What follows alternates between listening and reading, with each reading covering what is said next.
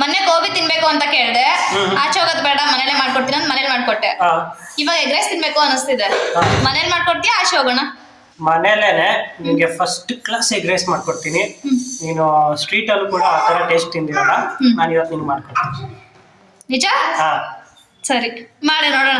Okay, ಬನ್ನಿ. ಮೊದಲು ಬಾಣಲಿನ ಕಾಯಕ್ಕೆ ಇಟ್ಬಿಡಿ. ಅದು ಕಾದಾದ್ಮೇಲೆ ಸ್ವಲ್ಪ ಎಣ್ಣೆ ಹಾಕ್ಕೊಳ್ಳಿ. ನಿಮಗೆ ಎಷ್ಟು ಬೇಕೋ ಅಷ್ಟೇ ಎಣ್ಣೆ ಹಾಕ್ಕೊಳ್ಳಿ, ಜಾಸ್ತಿ ಹಾಕ್ಕೊಂಡ್ರೆ ಚೆನ್ನಾಗಾಗಲ್ಲ. ನಾನು ಇಲ್ಲಿ 2 ಮೊಟ್ಟೆ ತೊಗೊಳ್ತಾ ಇದ್ದೀನಿ. ನಿಮಗೆ ಎಷ್ಟು ಬೇಕೋ ಅಷ್ಟು ಮೊಟ್ಟೆ ತೊಗೊಳ್ಳಿ. ನಮ್ಮ ಮನೇಲಿ ನಾನು ನಮ್ಮ ವೈಫ್ ಇಬ್ಬರೇ ಇರೋದ್ರಿಂದ ನಾನು 2 ಮೊಟ್ಟೆ ಹಾಕ್ಕೊಳ್ತಾ ಇದ್ದೀನಿ. ಮೊಟ್ಟೆ ಹಾಕ್ಕೊಂಡಾದ್ಮೇಲೆ ಅದನ್ನು ಕ್ಲೀನಾಗಿ ಈ ಥರ ಫ್ರೈ ಮಾಡ್ಕೊಳ್ಳಿ. ಮೊಟ್ಟೆ ಕ್ಲೀನಾಗಿ ಫ್ರೈ ಆಗಬೇಕು. ಅರ್ಧಂಬರ್ಧ ನೀವು ಬೇಯಿಸ್ಕೊಂಡ್ರೆ ಅದು ಕೌಸ್ ಮೇಲೆ ಹಾಗೇ ಇರುತ್ತೆ. ಆ ಕೌಸ್ ಮೇಲೆ ಹೋಗೋ ತನಕನೂ ಅದನ್ನು ಮೊಟ್ಟೆನ ಕ್ಲೀನಾಗಿ ಹುರ್ಕೊಳ್ಳಿ. ಇವಾಗ ಇದಕ್ಕೆ ನಾನು ಎಲೆಕೋಸು, ಕ್ಯಾರೆಟು ಮತ್ತು ಕ್ಯಾಪ್ಸಿಕಮ್ ಹಾಕ್ಕೊಳ್ತಾ ಇದ್ದೀನಿ. ಅದನ್ನೆಲ್ಲ ನಾನು ಚಿಕ್ಕದಾಗೆ ಹೆಚ್ಕೊಂಡಿದ್ದೀನಿ.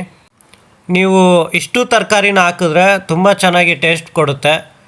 ಕೆಲವರು ಜಸ್ಟ್ ಈರುಳ್ಳಿ ಹಾಕ್ಬಿಟ್ಟು ಮಾಡ್ತಾರೆ, ಅದು ಕೂಡ ಚೆನ್ನಾಗಿರುತ್ತೆ. ಬಟ್ ಜಾಸ್ತಿ ವೆಜಿಟೇಬಲ್ ಹಾಕೋದ್ರಿಂದ ಅದರಲ್ಲಿ ನಿಮಗೆ ಐರನ್ ಕಂಟೆಂಟ್ ಕೂಡ ಚೆನ್ನಾಗಿರುತ್ತೆ, ಹಾಗೆ ಟೇಸ್ಟ್ ಕೂಡ ಚೆನ್ನಾಗಿರುತ್ತೆ. ಇವಾಗ ನಾನು ಇದಕ್ಕೆ ಈರುಳ್ಳಿನೂ ಕೂಡ ಸೇರಿಸ್ಕೊತಾ ಇದ್ದೀನಿ. ಕ್ಲೀನಾಗಿ ಫ್ರೈ ಆಗಬೇಕು ತರಕಾರಿ ಎಲ್ಲ. ಅದಾದಮೇಲೆ ನಾನು 1 ಟೇಬಲ್ ಸ್ಪೂನಷ್ಟು ಜಿಂಜರ್ ಗಾರ್ಲಿಕ್ ಪೇಸ್ಟನ್ನು ಹಾಕ್ಕೊಳ್ತಾ ಇದ್ದೀನಿ. ಶುಂಠಿ ಬೆಳ್ಳುಳ್ಳಿ ಪೇಸ್ಟ್ ಹಾಕ್ಕೊಂಡಾದ್ಮೇಲೆ ಅದನ್ನು ಕ್ಲೀನಾಗಿ ಫ್ರೈ ಮಾಡ್ಕೊಳ್ಳಿ, ಇಲ್ಲಾಂದರೆ ಅದು ಹಸಿ ಸ್ಮೆಲ್ ಹೋಗಲ್ಲ. ನೀವು ಈ ಥರನೇ ಕೈ ಆಡ್ತಾ ಇರಬೇಕಾಗುತ್ತೆ, ಇಲ್ಲಾಂದರೆ ಅದು ತಳ ಹಿಡಿಯುತ್ತೆ.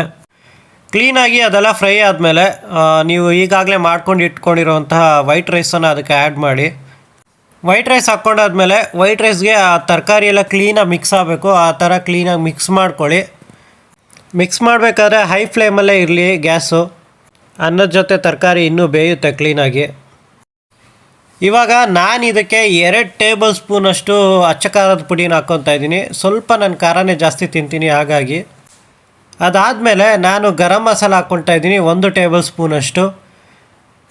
ಬೇಕಿದ್ದರೆ ನೀವು ಇದ್ರ ಜೊತೆ ಕೊರಿಯಾಂಡರ್ ಪೌಡರ್ ಕೂಡ ಹಾಕ್ಕೊಳ್ಬೋದು.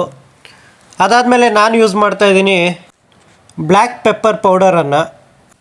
ಇದು ಎಗ್ ರೈಸ್ಗೆ ಆ್ಯಕ್ಚುಲಾಗಿ ಮೇನ್ ಇಂಗ್ರೀಡಿಯೆಂಟ್ ಅಂತಲೇ ಹೇಳ್ಬೋದು. Black pepper powder 1 tablespoon ಹಾಕ್ಕೊಂಡಾದ್ಮೇಲೆ ಅದನ್ನು ಕ್ಲೀನಾಗಿ ನಾನು ಮಿಕ್ಸ್ ಮಾಡ್ಕೊಳ್ತಾ ಇದ್ದೀನಿ. ರೈಸ್ಗೆ ಮತ್ತು ತರಕಾರಿಗೆ ಎಲ್ಲದಕ್ಕೂ ಕ್ಲೀನಾಗಿ ಮಿಕ್ಸ್ ಆದಮೇಲೆ ನಾನು ಒಂದು ರುಚಿಗೆ ತಕ್ಕಷ್ಟು ಉಪ್ಪನ್ನು ಹಾಕ್ಕೊಳ್ತಾ ಇದ್ದೀನಿ. ಇವಾಗ ನಾನು ಹಾಕಿರೋ ಉಪ್ಪು ನೀಟಾಗಿ ರೈಸ್ಗೆಲ್ಲ ಹಿಡಿಬೇಕು ಅಂತ ನಾನು ಕ್ಲೀನಾಗಿ ಅದನ್ನು ಮಿಕ್ಸ್ ಮಾಡ್ಕೊಳ್ತಾ ಇದ್ದೀನಿ.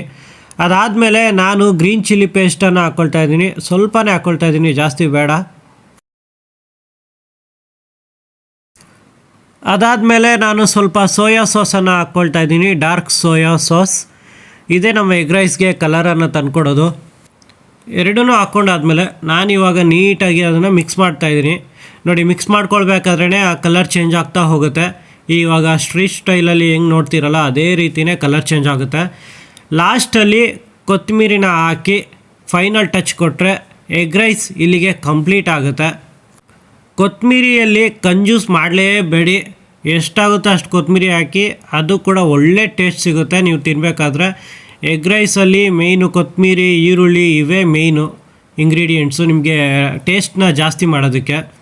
ನೋಡಿ ಎಗ್ ರೈಸ್ ಹೆಂಗಿದೆ, ಬಿಸಿ ಬಿಸಿ ಎಗ್ ರೈಸನ್ನ ತಟ್ಟೆಗೆ ಹಾಕ್ಕೊಂಡು ಈರುಳ್ಳಿ ಜೊತೆ ಸ್ವಲ್ಪ ತರಕಾರಿ ಜೊತೆ ಹಾಕ್ಕೊಂಡು ತಿಂತಾಯಿದ್ರೆ ಕಳೆದೋಗ್ಬಿಡ್ತೀರಾ ಗುರು ಹಂಗೆ. ಎಗ್ ರೈಸ್ ಏನೋ ರೆಡಿ ಆಯಿತು.